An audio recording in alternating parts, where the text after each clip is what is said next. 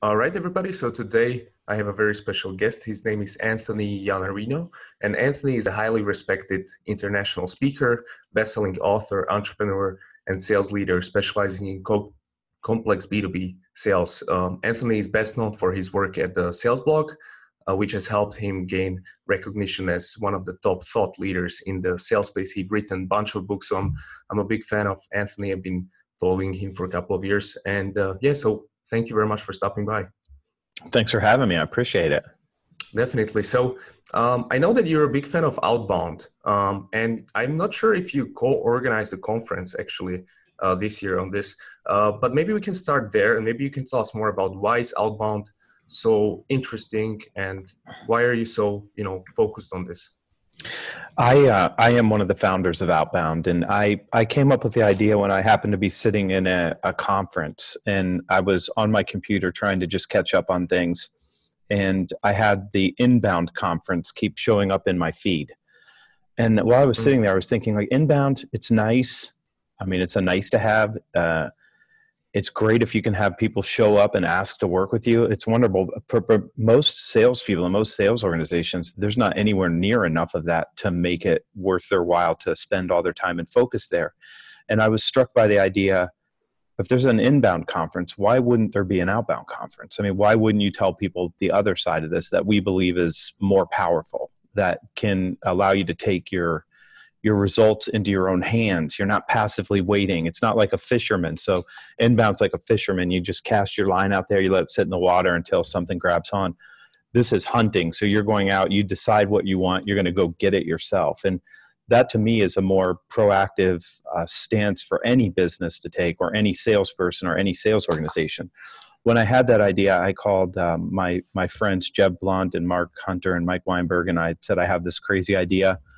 And we're already committed because I bought the domain name outboundconference.com. I bought Outbound Conference 2020, 21. I bought, nice. I don't know, 30 names because I was committed to this. And the first year we had about 9 weeks to put it together. We had 400 people show up. The next year we had a little bit longer than that. We had 600. And last year we had over 1,000 people show up, because they want to hear about how do you go out and just proactively create the opportunities that you want. And then how do you pursue and win those and build a pipeline? And I think the reason it's so important is because most people are way too passive about what they want. They wish they could have something. They hope something happens. But the better strategy is to take action and go do what you need to do to have what you want. Mm-hmm. Yeah, I mean, you're so right about this. I guess inbound is organized by marketers mostly, and outbound is mostly dependent on sales reps, right? So, and salespeople are usually lazy when it comes to organizing things. So I guess you're the first guy who put this together, and congrats on that. So what's the main topic of outbound? Is it more about prospecting kind of strategies, or maybe you can give us a little bit of insight into, like, what do you believe in? Maybe you're a big fan of a phone call or an email or LinkedIn, or what is the prospecting that you mostly, you're a big fan of? Well, outbound for me means every possible method available to reach out to an individual to acquire their attention and ask them for a meeting. At the conference, we focus on three things: prospecting, pipeline, and productivity. Those are basically the three general. But I think what you'll find, all of us, the four of us that created the conference, and my personal belief is I'm very romantic about the telephone. I mean, the telephone is still the best, the fastest, the most effective medium that you could possibly choose if you want to get a meeting with another human being. And that's all outbound is. It's how do I get a meeting? And every sales rep will tell you, I'm great when I'm in the room. I just need to get a meeting, and that's the hard part. So you have to put effort in there. But that said, I would tell you, I'm as romantic as I am about the phone. I think the phone should be used first and foremost. Emails are good to support that conversation. And LinkedIn's a good place to say, I'm the person responsible for your account. I want to make sure you have my cell phone number. I'm going to follow up with you. Voicemail is a great place to leave a message and tell somebody you're going to follow up. And if you've got good content, so the thing about inbound that works is if you have good content that says, here's what's going on in your world, here's how to understand it, let me make sense out of the chaos that you see right now, and let me tell you some of the things that you might want to start doing. Communicating that in the written word or with YouTube videos or other content can support your long-term pursuit of your dream client. But that's still outbound. It's not passively waiting for them to find the blog post. or to find a YouTube video. It's sending it to them with a note saying, this is why this should be on your radar. And this is why this should be one of your highest priorities in 2019, 2020, whatever the year is when somebody's listening to this, because we're doing a podcast here. So this will live a lot longer than you and me, right? I guess so, yeah. And so what do you think about outsourcing this? Because many sales reps, I'm a former sales guy and I did cold calling and everything else. And so people hate it. I mean, usually people are not very happy about doing this. So what do you say to an argument where a company says, okay, let's just outsource this to, I don't know, Philippines, and let's just have meetings happening. So is that even possible? I mean, it also obviously depends on for what company are you doing this, but most sales reps don't like to spend time doing these things. So how do you overcome that? Maybe they shouldn't be in sales. Okay, that makes sense. Maybe, I mean, no, here's what I'll tell you. There are appointment setting companies that do good work, but if you're calling your dream client and you're going to talk to an executive and you're going to make the case for why we should meet and what insights I have and how I can benefit your company, then you're establishing yourself as I'm consultative, I'm the trusted advisor, I'm the one that's here to help you, I care about you, I'm reaching out to you. But to have somebody else call and say, this company's a really good company, they're really smart, you should meet with them, that's not developing the same kind of relationship. The struggle that I have with this personally is, so you can't call and get a commitment for a 20-minute meeting, but I'm going to trust you with closing a $3.5 million deal, and you're comfortable asking for $3.5 million and negotiating that, but you're not comfortable interrupting somebody to ask them for 20 minutes. How does those two things jive? I mean, that doesn't work at all. The first and most important commitment is the commitment for time so that you can explore change altogether. The best person to make that, so the thing that I see right now happening is that we keep slicing these roles thinner and thinner. We got a BDR, an SDR, a subject matter expert, an account manager, an account executive. We have all these people because we're trying to slice it thin so we get efficiency. But efficiency is having the right conversation to completion with the customer. So the thing that I would tell you is the best person, who's got the most insight, who's got the most ability to create value, that's the senior rep, the rep that's been there and doing it a long time. Nobody can create more value in a room. So why shouldn't that person be making the pitch? Because they can promise greater value and deliver that greater value than having somebody who can't really do that work pick up the phone and call and schedule an appointment on their behalf. All of this stuff is problematic. Mostly you can see it on LinkedIn. So every day on LinkedIn, I get an email from somebody telling me how wonderful their product is, how they've helped 10,000 people just like me. And the best part is they don't get paid unless I make money, and I can go to their Calendly and schedule an appointment with them because they're so powerful and so important that people are lining up to sign up to have a meeting with them. When you get that, click on the Calendly link and go look and see how many open spots that person has on the calendar that they have available to you. Because they're basically open the entire day, because that kind of approach isn't working. You've offered no insight. You've never told me why I should even be engaging with you in the first place. You didn't even do a good job targeting, or else you wouldn't be sending me pitches about sales training. Like you're sending me a pitch on sales training. Did you even look at my LinkedIn profile? And the answer is no. These are forms of trying to get efficient without deciding that effectiveness is probably the better choice for you.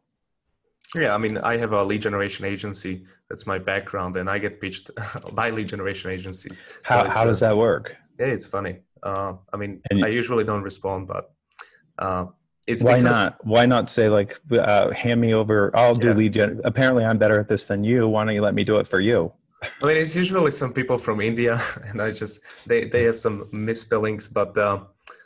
You know how this goes. But I guess the bigger issue is that this lead generation, this entire process of booking a meeting, sometimes by senior sales rep, this is looked upon as like something beneath them. Like I've seen this a ton of times, and especially we have clients from software companies, and there are senior sales leaders, but oftentimes they come from a software development background. So they were IT guys turned into salesperson, but they've never done cold calls. They've never done anything. Yeah. They are just senior sales reps. And they're like, I'm not going to do that.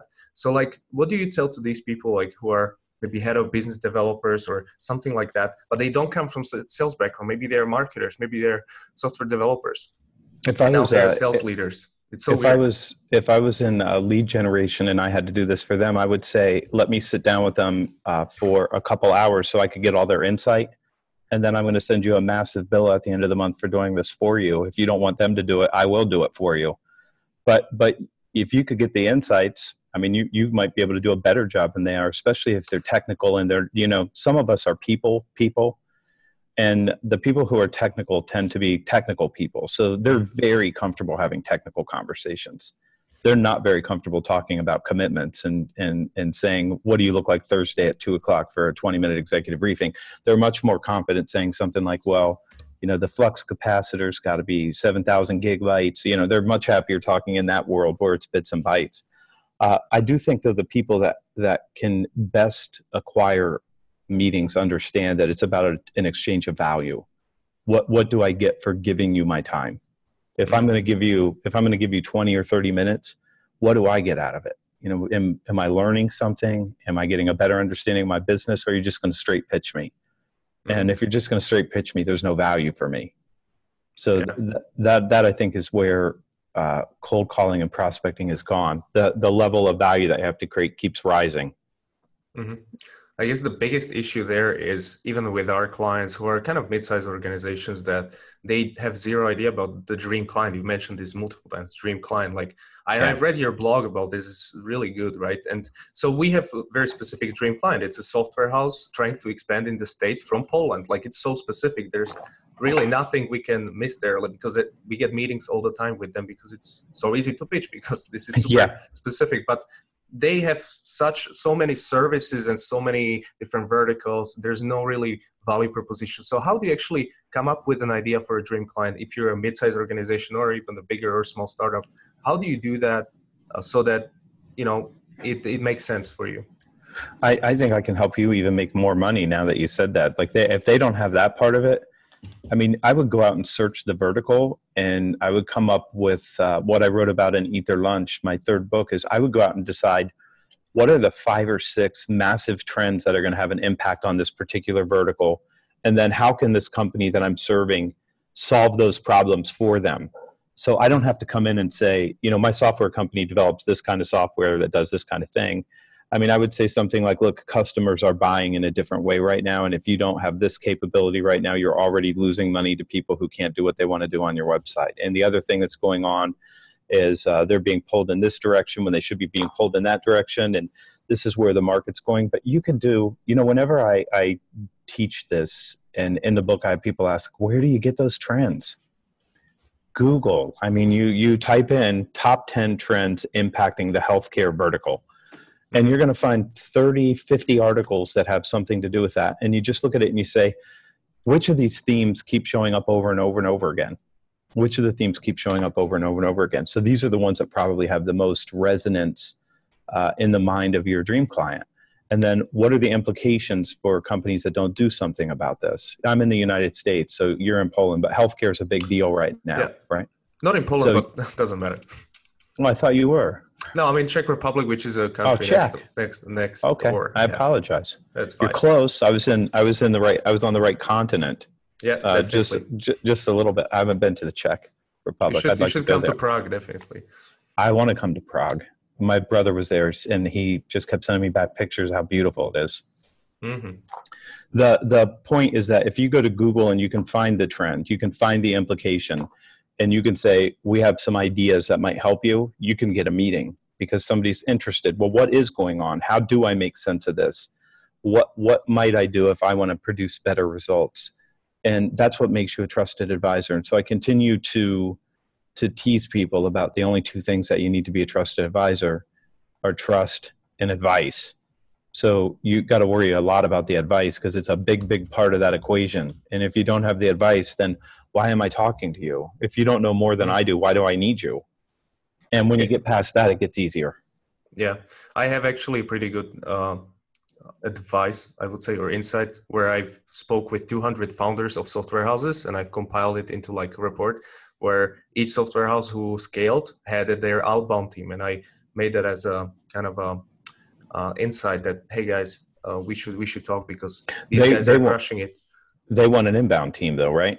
Well, nobody has Outbound, no software house, because it's Yeah, so hard to sell complex IT services, but it is possible. We charge for it, obviously, but we need to do a deep dive into their ideal customers and kind of package a specific case study, like from fintech, like how we build this startup, they raise so much money. So then we go after fintech startup who are raising this much money, right? So it very much relates to them, the case study. But they don't know how to good. do this. The strategic thinking, they really have problems. They only want like, hey, just give us a project, just hand over the project. I'm like, guys, you need to build a relationship with leads. Like these are multi-month processes, and they are just not interested in it. So what do you think about this? You've mentioned business acumen, trusted advisor, but I've seen a lot of companies who are just unable to do this because they're looking at this as like, I just want a deal. Like I just want a deal, no selling. And then I'm like, Right. well, why do we need you there? Like, Yeah. so like, Right. what's your idea about this? I think all of this comes out of the United States, Silicon Valley. I mean, I think all of this sort of thinking about how do I get a client without having to deal with a client? Like how do I get people to buy without me having to ever see or talk to the buyer? How do I make all of this a technological process instead of a human process? Yeah, exactly. And I think that that's their dream, is that I can do what Amazon does and I can just print money. I never have to deal with these dirty, foul, nasty creatures called customers, where they're going to ask me questions and ask for stuff when I can just answer that in writing on the web. And, it's interesting that Amazon, is, that's what they hold up as the model. Like, how do you just get people to come out, click the button, buy the thing and move on? But Amazon has no salespeople except for in one division of their business called Amazon Web Services, which is the most profitable and largest part of their business as it pertains to money. And they have 300 salespeople there because you can't go out and buy Amazon Web Services, and you're not going to have Netflix run their entire platform on Amazon Web Services without having salespeople engaged in having those conversations around value creation. So even Bezos, even though he hates salespeople, and he says things like, I've never had a meaningful conversation with a customer service rep in my life, or I've never had a meaningful relationship with a cashier. It's a transactional process. And what you're talking about with software development is a complex process. It's not a decision somebody makes very often, and it's complicated. So you need human beings to talk that through. And you're demonstrating what you're going to do for your clients, in my view. So you interview 200 founders, you have the insights, you know how to package and share those insights to create value for other people. And then you can make an outbound phone call and talk to someone and explain to them that value and why they should start doing something different. Because if they're waiting for people, I speak to companies and I get to walk in their front door sometimes. And then I get to tell them, I walked straight through your front door completely unmolested. I mean, there was not a giant throng of customers waiting to buy. I mean, I didn't have to push my way through all the people standing outside going, you must develop software for us. You must do it. We demand that you give us software. When you walk into the software house, there's nobody at the door waiting, right? So that means whatever you're doing is not drawing the people that you need to you. So what do you have to do? You better go outbound. I mean, and this is for most businesses, their survival. Like if you can't go and create deals, you're not going to grow a business. I mean, the worst case was when I saw an email where they got an inbound inquiry about the project and they just replied back with like a contract without actually speaking with them. Like there was no way they could actually create value over an email, like closing deals, which are multi-$1,000 deals. Like this is not how the easiest way would be to get them on the phone actually, but they just looked at me like this is something new. Like what?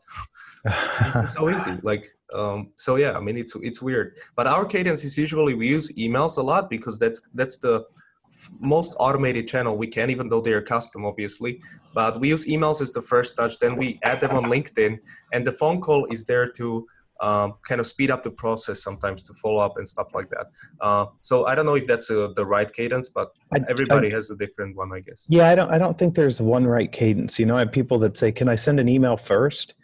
If it makes you feel better sending the email first, send it first. If you want to do LinkedIn first, do LinkedIn first. I would tell you, I would do the phone 4 weeks in a row before I would do email, only because I want people to know that I am going to persist until I reach them. But I don't think how could there be one right answer? There's 7.5 billion people on this planet, and some people like vanilla ice cream, some people like strawberry ice cream. How do you know? You don't know which one they're going to respond to. So you You go multi-channel for sure, and you use everything. But I think it matters that you persist more than it matters what order you put these things in. Mm-hmm. And so what do you say to these people? I have founders of these companies like, Mailchimp, Woodpecker, and these sales automation tools that are popping up everywhere, who automate email outreach or their data providers. And their pitch is mostly like kind of replacing sales reps in the near future in that BDR roles, right? Because maybe some of them believe this can be fully automated, the email outreach, let's say, without customizing the email. So what are your thoughts on this? Is that actually going to happen? Maybe in 10 years, the AI will be so advanced that it can actually craft custom emails, or what's your thoughts? It won't matter to me if it does. I mean, I think that the more people want to not have to have a presence or show up for human beings, the more that having a presence and showing up for human beings is going to be enough of a differentiator to allow you to dominate. So I hope that all of my competitors decide to automate their entire sales process. I hope they all make sure that they pull all the human beings out of it so that I can dominate them. I mean, they're trading efficiency for effectiveness. I don't want to have to deal with salespeople. I don't want to have to deal with training. I don't have to deal with anything. I'm going to have a computer do it. And when I show up and I'm a human being and the only person you've talked to is a robot, I'm going to eat your lunch. There's no doubt about it. There's not going to be the replacement of human beings with technology in all cases. For Amazon, for a transactional sale where all I have to do is order, the book that I want to buy today is going to be the same book if I get it at a bookstore or if I have Amazon ship it to me. It's the same book. So it's very, very commoditized what they did with that particular space. But when it's a complex, important decision and I want caring and I want somebody to really help me, I'm not going to let your robot do that. Mm-hmm. I guess it comes also back to value, and you've developed a system level for value creation and building consensus. So can you talk about that? What are these 4 levels of value, and like how can you create these levels of value? See, this is the point where I go the opposite direction of what I'll call the Silicon Valley ethos, which is, try to get people out of the equation, try to automate as much, try to use technology to solve every problem. But when the problem is caring, then the software is not very good. The 4 levels of value is a really good understanding of how things progress, from an evolutionary standpoint. I have a product and my product's good. Okay, so that's level 1 value. Tends to be transactional, tends to be commoditized. You can try to differentiate, but a lot of people can do what you do no matter how good your product is. So that's the first level of value. Well, for a long time, we sold things just on that 1 level of value. And then as economies and things changed, I need your help giving me support and service for these things that you sold me. So now there's another level of value. So not only do you have a good product, but you're also easy to do business with. You're taking care of my needs. You're giving me service and support. As we got deeper into the industrial age and we started to become more complex as economies, we got to level 3, which is I need a tangible outcome. I need to show me an ROI. So I need this big piece of work done. I need a solution that solves this problem for me from end to end. So now I've got a good product, I got a good service, and I got a solution. And the solution is this part of it. But then things got so difficult, and there's a lot of talk right now about, sense making, like how do you understand what's going on? And where we are right now, the 4th level of value is strategic outcomes. How do you help me understand the world that I live in? How do you help me understand what my choices are? How do you help me understand why this is better than that and how this is going to be more important to me in the future than this other thing? So people are looking for real help. And so when people say, I want to be consultative and I want to be a trusted advisor, what that means is I have to have the strategic insights and the ideas to actually advise another human being and give them good counsel. And you're trying to play that role for your clients right now, telling them, look, let me give you, looking at 200 startups and telling you what succeeded and what failed. This is, in this case, why this is better than that. And I can show you 4 case studies that say this choice would be better for you now than this other choice. So you've done the work to do that. And that's what salespeople are responsible for doing. So if there's going to be a 5th level of value, and I believe there is, because human evolution only goes in one direction, it gets more complex over time. It gets more complex over time. So that's the direction. This direction is always in that way. So we're not going to go hunter-gatherer, agrarian, industrial age, digital age, agrarian. We're not going to do that. That isn't going to be the way that it goes. The next level of value will probably require a human being, because the transactional level of value, what we've been able to transact on, is not on the strategic insight. We're certainly going to, the next level of value is probably going to be, level 4 is going to include business intelligence and looking at data and all those things for sure. But I don't think it's going to say the next level of value will be the elimination of human interactions. I don't think it'll go that way. I think it'll be deeper human interactions with greater responsibility for outcomes. That's my guess, and I would make a long bet on that. Mm-hmm. So how do you get to the 4th level, let's say, right now? If you're stuck on level 2 or 3, how do you develop this this mindset of trusted advisor? And because many companies, what they make mistake is when they get to the first meeting, they try to sell on that initial meeting. I mean, this is also a big mistake for us, because we generate leads and then they're trying to sell them, which we have to remind them, like, guys, you need to kind of build relationships and not sell, because you have no idea what to sell. So how do you get to that level with your product or service? Well, I imagine they already have the insight. I mean, the person that you provide a lead to, I imagine that they have the insight to talk about how you might develop the software that they need to develop and how you might think about those kinds of things. So you probably have to have some ability to teach them. The first thing that somebody's going to want to do is explore what's going on. Like, why do you need this software? What's going to happen? How's it supposed to work for your end user?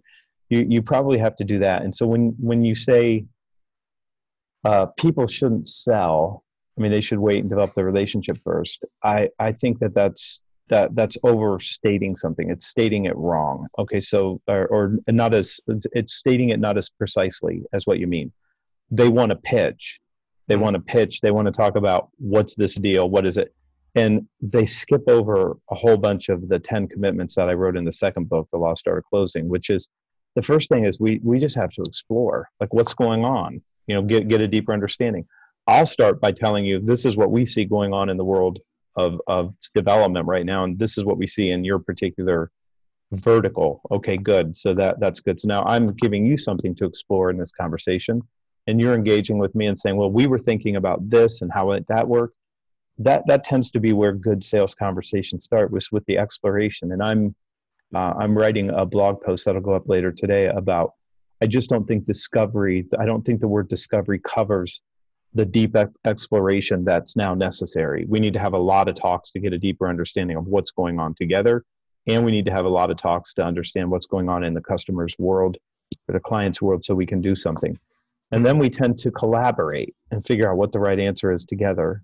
And we tend to build consensus and have the parties that are involved get engaged in that conversation. And we tend to talk about money and review our ideas together.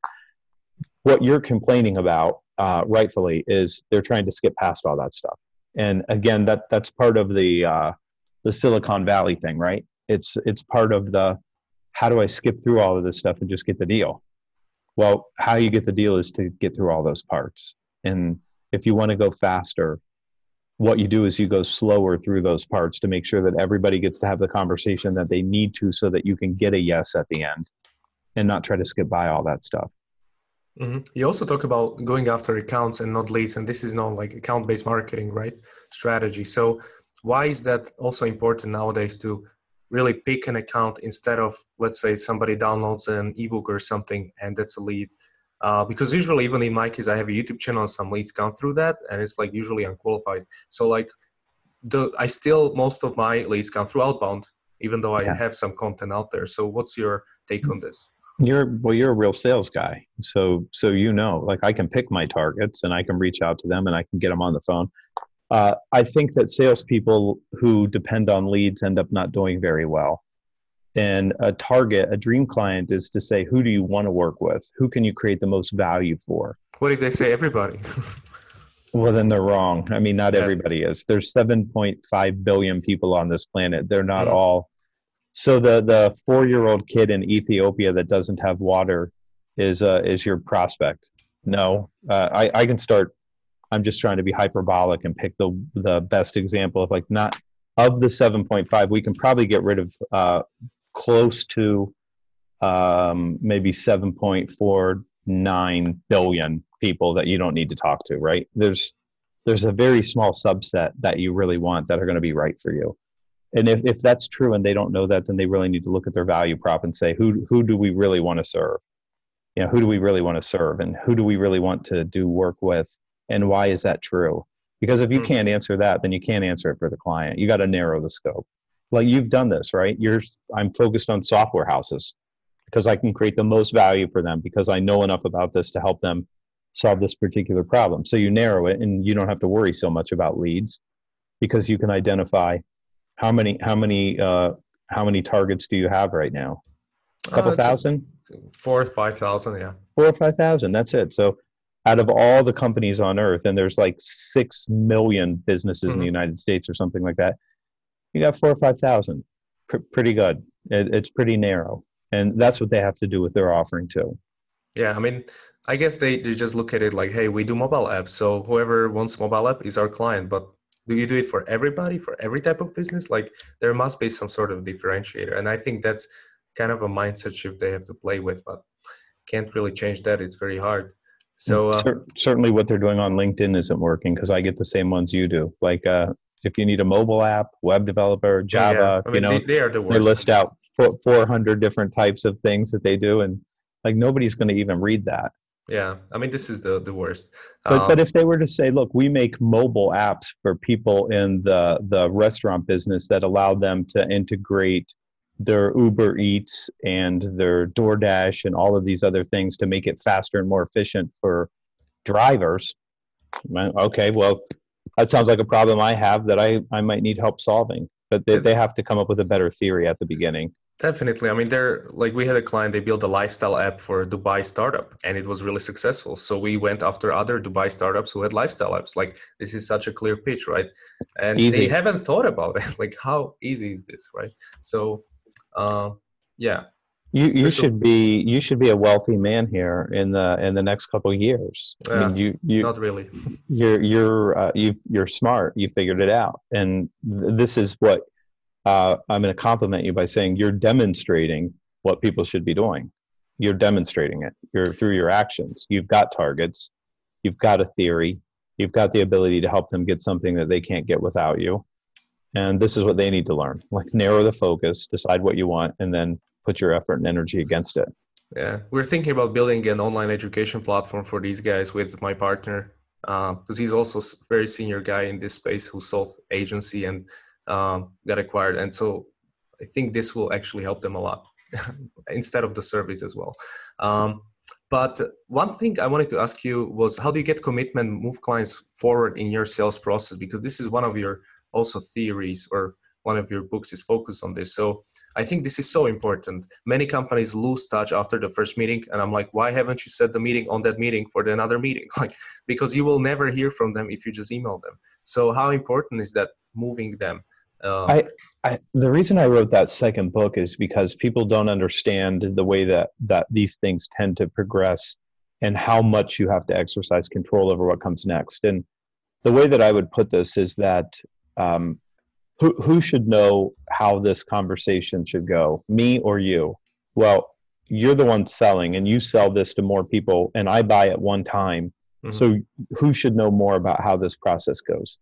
And if you start by selling, so let me say it to you this way. I got another post coming out about this too. You sell the meeting first.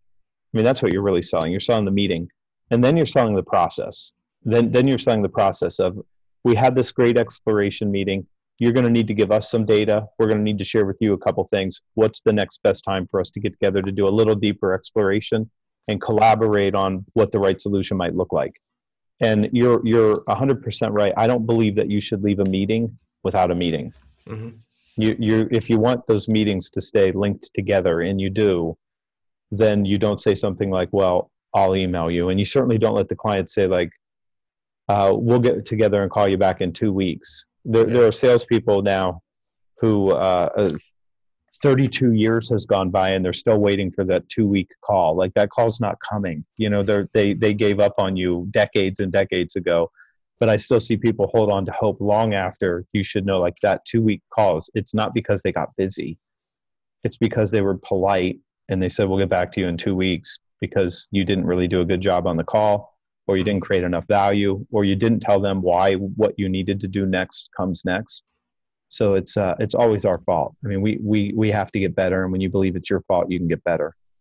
Mm-hmm. Got it. So I have final questions.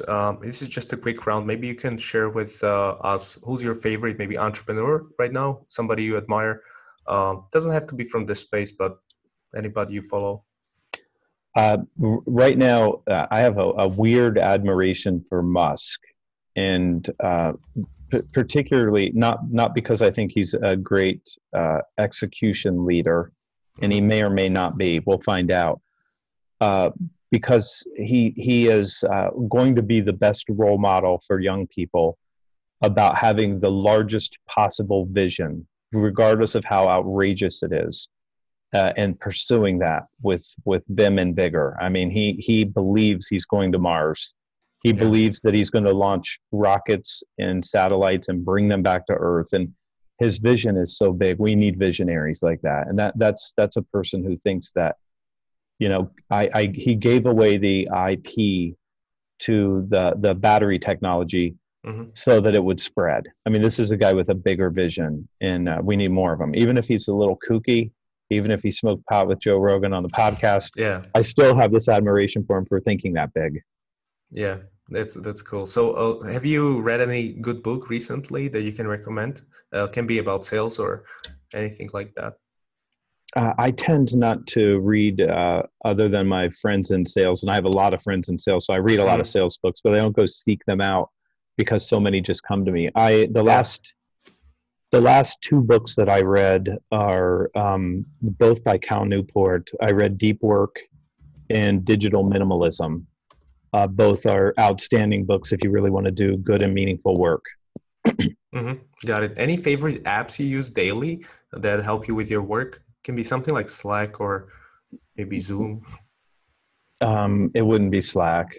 That's another inbox. I try to eliminate inboxes.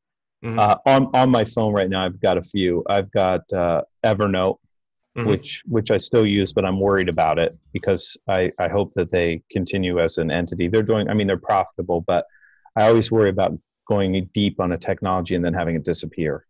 So my dominant app is an app called Ulysses, and it's a plain text writer. And so I do all my writing in plain text. So Ulysses is the most important app. I also use Basecamp for projects. And I use a program called Airtable for sort of databases of different things. Like I track all kinds of things, like the time I spend on work and different things like that in Airtable. So those tend to be the dominant apps that I use. I took all the social apps off of my phone. That's good. I have no social apps. And I did that long before I read Cal Newport's work, but then I was even more happy that I did it because your focus and your attention is really the sum of the matter that time is made up of.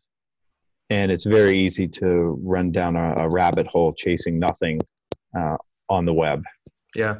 Are you excited about some technology in the sales space? Something like, I know one of the sponsors of your conference was Outreach.io, or some latest, I don't know, tool that you see on the market for the B2B sales?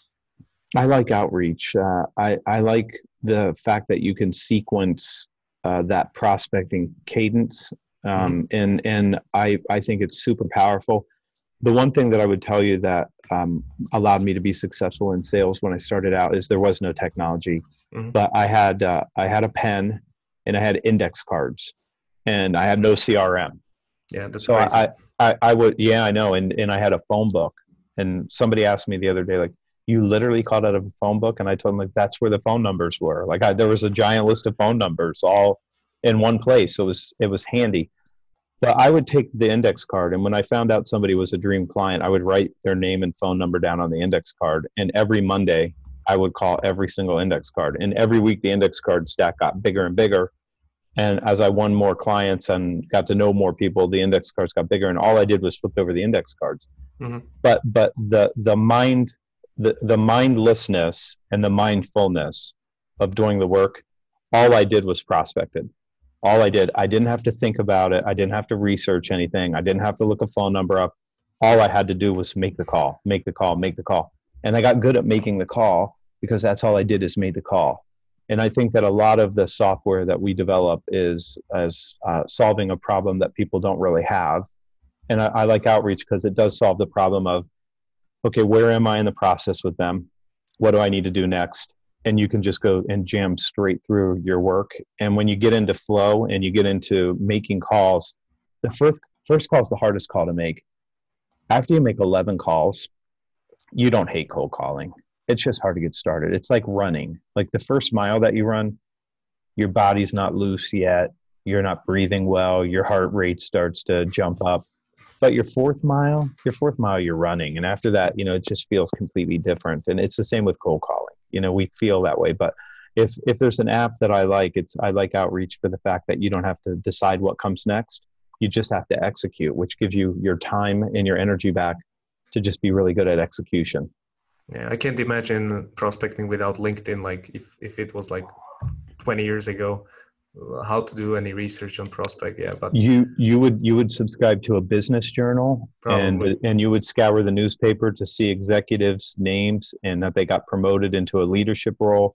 Mm-hmm. And anything that you found would not have been typed in by the person that you're targeting. And in our world now with LinkedIn, everything that you're reading is what that person wants you to know about them themselves. They typed it in for you so you could know about them and how they think about what they do. I mean, and if you're not using LinkedIn to just go look at people to understand who they really are before you make that call, you're making a mistake. I mean, we've got, that's a useful tool. Definitely. I have my last question, and basically this is kind of a story. So imagine you have a check coming from the IRS and they want to freeze all your bank accounts and everything is going to be taken away from you because they just decided to do that. So you have one friend who's a tech entrepreneur and he's not really a sales guy. He just has this good idea and he has a presentation next day and he asks you for help. And you have basically one day to coach him through, to prepare him for this sales meeting. It's a big meeting, right? And he's willing to give you commission from the deal that will allow you to repay your debt if you help him. So what would you teach this person in one day who has never been in B2B sales? What would be like top 3 things you would, or top 3 principles that you would share with him to prepare for this meeting? I would probably just go to the meeting for him. I mean, if it depends on success here, then let me do it. I mean, I'll do a better job than you will. So one, I would go. I would prepare that individual to say, set a very strong agenda at the beginning. And I would teach them first how to open a sales call because they don't have they don't generally know how to do that. The second thing I would say is that the ability to gain the next commitment depends on our ability to create value on this particular interaction. Mm-hmm. So what should we do to create value? We're going to talk about what's going on in the world. And we're going to ask questions that cause an individual to say, yes, we should probably have another conversation about that. And I would design that piece of that for them. And then I would tell that individual about how they're going to have to ask for the meeting at the beginning of the meeting and at the end of the meeting, which means I'm going to say, thanks so much for your time. If this is what I was hoping we could get done today, and if that's successful for both of us, I'm going to ask you for another meeting where we can come back and look at this next thing together. Does that make sense, or is there anything you want to add to this agenda? And at the end, I have to be able to say, can I share with you what makes the most sense for most of our clients after a conversation like this? You nodded. I would make you say yes, though, if we were sitting in a room. And then I would say the next best thing for us to do is get together with a few more people on your team and my team and explore this deeper and see what we might be able to put together. And I would teach them to own that process. That would be the most important thing. That's where I would start. It's really good to set the expectation in the beginning of the meeting that you definitely want to have another one, like you've mentioned.